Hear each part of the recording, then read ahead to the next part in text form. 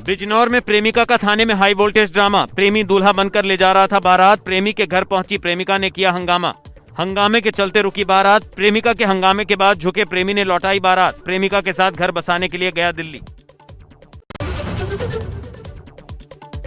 बदायूं में एम्बुलेंस कर्मियों की हड़ताल के दूसरे दिन बिगड़ी स्वास्थ्य सेवाएं। मरीजों को नहीं मिली एम्बुलेंस। घोड़ा गाड़ी से मरीज को अस्पताल लेकर पहुंचे परिजन। बिजनौर गंगा बैराज घाट के पुल पर नहाने गए युवक की पानी के भंवर में फंसने से मौत। दो दोस्तों के साथ नहाने गया था युवक। मौत से पहले जिंदगी के लिए करता रहा संघर्ष। दोस्तों ने बनाई मौत से पहले की वीडियो। पानी में बह गई जान का नहीं लगा अब तक कोई सुराग। निजी गोताखोर और एसडीआरएफ की टीम कर रही तलाश। भारतीय समाज पार्टी के अध्यक्ष ओम प्रकाश राजभर ने भड़काऊ बयान दिया है। वाराणसी में एक सभा के दौरान कहा, अगर भाजपा नेता वोट मांगने आए तो जिंदा वापस नहीं जा पाएंगे। कहा, भाजपा नेता वोट मांगने आए तो 2 पांव पर आएंगे लेकिन जाएंगे 4 पाई पर। यूपी विधानसभा चुनाव को लेकर मायावती की पार्टी बीएसपी का बड़ा ऐलान। विधानसभा चुनाव में किसी भी पार्टी से गठबंधन नहीं करेगी बसपा। पार्टी महासचिव सतीश चंद्र मिश्रा का बयान। अकेले ही चुनाव लड़ेगी बसपा। छोटी या बड़ी किसी भी पार्टी से नहीं होगा समझौता। राष्ट्रीय लोकदल ने मुजफ्फरनगर से भाईचारा सम्मेलन का किया आगाज। खतौली में आयोजित हुआ भाईचारा सम्मेलन। जाट और मुस्लिम समाज के लोग हुए शामिल। आरएलडी नेताओं ने पुरानी बातें भूलकर सर्व समाज से विधानसभा चुनाव में एक साथ आने का किया आह्वान। बसपा ने यूपी की 2 सीटों कानपुर और बिठूर विधानसभा सीट और इटावा की भरथना सीट से उम्मीदवारों के नाम की घोषणा कर दी है। बसपा ने बिठूर सीट से रमेश सिंह यादव को और भरथना सीट से कमलेश अंबेडकर को प्रत्याशी बनाया है। दोनों ही सीटों पर फिलहाल भाजपा का कब्जा है।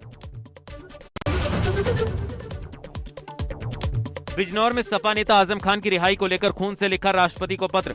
सपा जिला सचिव अदनान राइन ने खून से लिखा पत्र। आजम खान की रिहाई की मांग को लेकर लिखा पत्र। थाना शेरकोट का मामला। –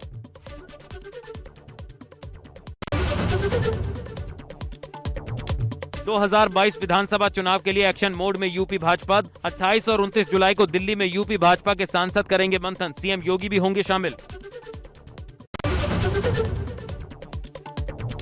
सरकार के सख्त एक्शन के बाद भी नहीं माने हड़ताल पर गए एम्बुलेंस कर्मचारी। लखनऊ में आशियाना में एम्बुलेंस कर्मचारी संघ के 11 लोगों पर एफआईआर दर्ज। समय से एम्बुलेंस नहीं मिलने पर कई जिलों में दम तोड़ रहे मरीज।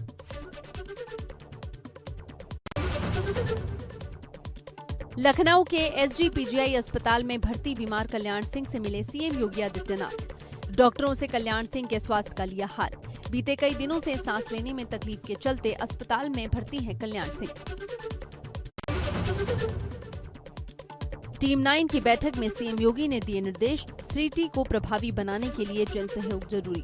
हर मरीज को मिले इलाज। लापरवाही बर्दाश्त नहीं होगी। 3 महीने में पूरा हो सभी ग्राम पंचायतों में पंचायत भवन का निर्माण। सपा अध्यक्ष अखिलेश यादव का जासूसी मामले पर ट्वीट। कहा, आम जनता की जासूसी कराने के कारण भाजपा ने अब अपने नाम से जनता शब्द लगाने का नैतिक अधिकार खो दिया है। भाजपा को अब अपने नाम की नई व्याख्या करनी चाहिए।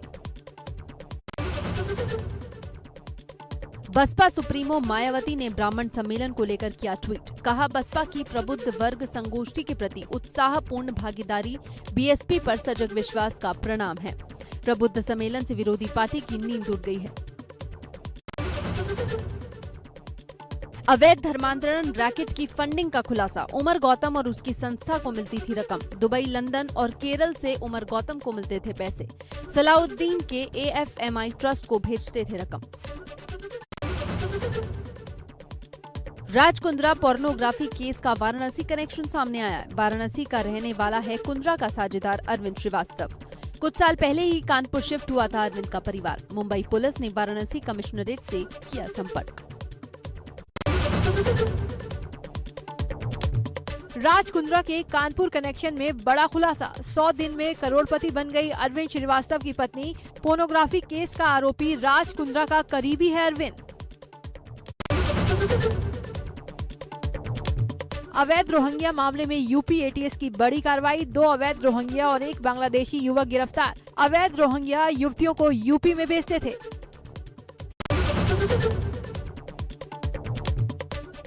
धामी कैबिनेट की बैठक में 10 अहम प्रस्तावों पर लगी मुहर।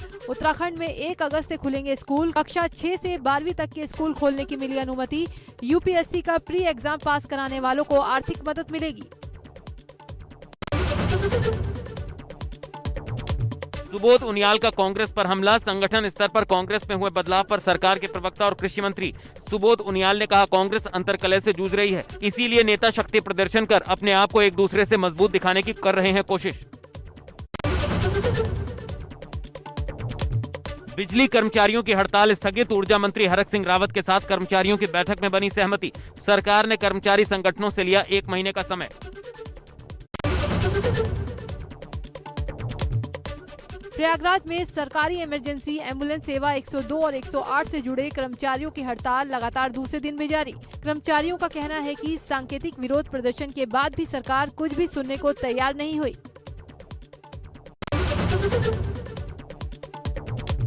श्रावस्ती में भी एम्बुलेंस कर्मियों का धरना जारी। एम्बुलेंस कर्मियों ने सैकड़ों एम्बुलेंस को खड़ा कर दिया और नारेबाजी शुरू कर दी, जिससे मरीजों को परेशानी हो रही है। गोंडा में एम्बुलेंस कर्मी अपनी 6 सूत्री मांगों को लेकर हड़ताल पर हैं। इसके पहले भी उन्होंने 3 दिवसीय धरना देकर डीएम और जिले के स्वास्थ्य विभाग के मुख्य चिकित्सा अधिकारी को ज्ञापन भी दिया था।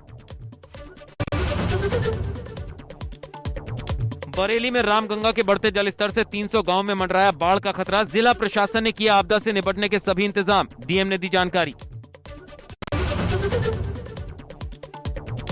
इटावा में सुबह से हो रही लगातार बारिश के चलते रेलवे अंडरब्रिज में पानी भरने से कई छोटे बड़े वाहन पानी में फंसे। जेसीबी की मदद से वाहनों को निकाला गया। इटावा से आगरा, मैनपुरी और सफाई जाने वाले मुख्य मार्ग को जोड़ता है रेलवे अंडरब्रिज।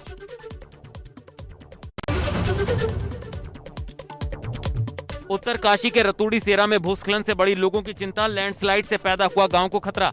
डेंजर जोन के पास नदी से भी हो रहा मिट्टी का कटान। चमोली में मलारी राष्ट्रीय राजमार्ग पर रेणी के पास भारी मात्रा में नेशनल हाईवे पर दरार पड़ गई। इससे हाईवे कभी भी क्षतिग्रस्त हो सकता है। बीआरओ की टीम मार्ग को ठीक करने में जुटी।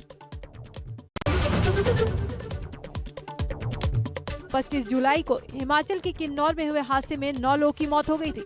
इस हादसे में पुल पूरी तरह से क्षतिग्रस्त हो गया था। अब इस इलाके में लोग अपनी जान दांव पर लगाकर पुल पार कर रहे हैं।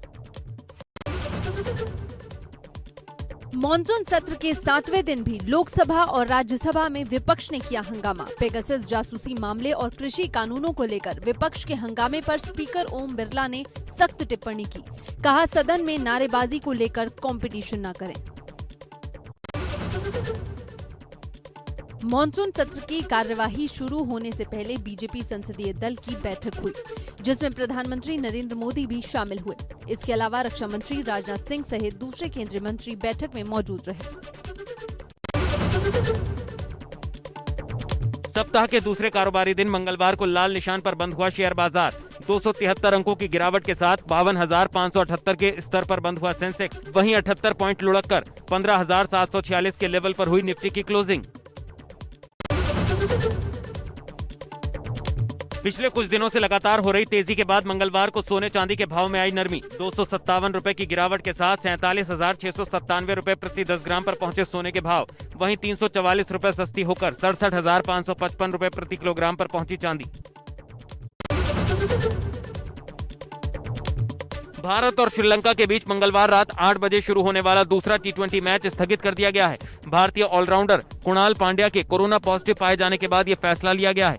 अगर दोनों टीमों के बाकी सभी खिलाड़ी और सपोर्ट स्टाफ नेगेटिव आते हैं तो यह मैच बुधवार 28 जुलाई को खेला जा सकता है। भारत की बॉक्सर लवलीना बोरगोहेन ने टोक्यो ओलंपिक में 69 किलोग्राम भार वर्ग के क्वार्टर फाइनल में अपनी जगह पक्की कर ली। इस मैच में उन्होंने जर्मनी की एप्टेज नेदिन को 3-2 से हरा दिया। अगर लवलीना सेमीफाइनल में जाती है तो उनका ब्रोंज मेडल पक्का है। क्वार्टर फाइनल का मैच 30 जुलाई को होगा। भारतीय हॉकी टीम ने स्पेन को ग्रुप स्टेज मैच में 3-0 से हरा दिया। भारत के रुपिंदर पाल सिंह ने मैच में 2 गोल किए, जबकि सिमरनजीत ने 1 गोल दागा। हालांकि स्पेन को इसमें 3 पेनल्टी कॉर्नर मिले, लेकिन वो एक भी गोल नहीं कर पाई। भारत का अगला मुकाबला गुरुवार को अर्जेंटीना से होगा। भारत के दिग्गज टेबल टेनिस खिलाड़ी अचंता शरद कमल तीसरे दौर में चीन के मौजूदा ओलंपिक और विश्व चैंपियन मा लॉन्ग से हार गए। इसके साथ ही भारत की टोक्यो ओलंपिक खेलों की टेबल टेनिस प्रतियोगिता में चुनौती खत्म हो गई। बरेली की बर्फी फेम एक्ट्रेस कृति सेनन को सिंगल रहना पसंद है। 27 जुलाई को अपना 31वां जन्मदिन मना रही कृति ने कहा है कि उन्हें कमिटेड रिलेशनशिप में रहना पसंद नहीं है। बॉलीवुड इंडस्ट्री में 8 साल पूरे कर चुकी कृति का अभी तक किसी के साथ नाम नहीं जुड़ा है। सिद्धार्थ आनंद के निर्देशन में बन रही फिल्म पठान में शाहरुख खान, दीपिका पादुकोण, जॉन अब्राहम और डिंपल कबाड़िया की अहम भूमिका है। पठान में दीपिका हैरत अंगेज एक्शन सीक्वेंस करती नजर आएंगी। ये पहली बार होगा जब दीपिका पादुकोण भारतीय स्क्रीन पर इस लेवल का एक्शन सीन कर रही हैं।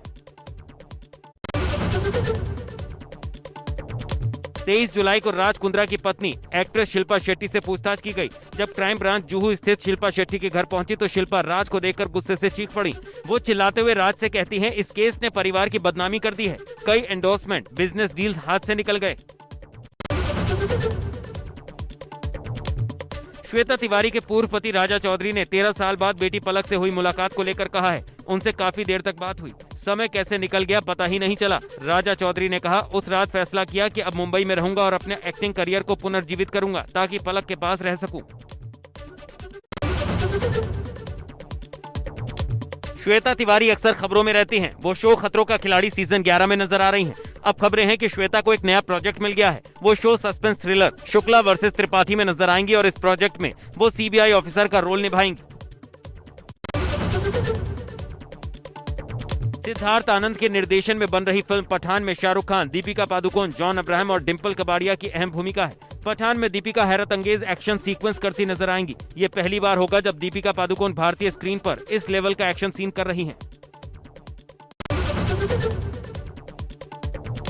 अर्जुन कपूर ने इंस्टाग्राम पर ब्लैक एंड व्हाइट फोटो के साथ अपनी एक लेटेस्ट फोटो भी शेयर की है। इसके साथ ही उन्होंने कैप्शन में लिखा, पहले मैं बहुत मोटा था, बहुत परेशान था। नहीं, ये वो पोस्ट नहीं है जो आप सभी लोग समझ रहे हैं। मैं बस इस पोस्ट के जरिए यही कहना चाहता हूँ कि मैं अपनी जिंदगी के हर चैप्टर को एंजॉय करता हूँ।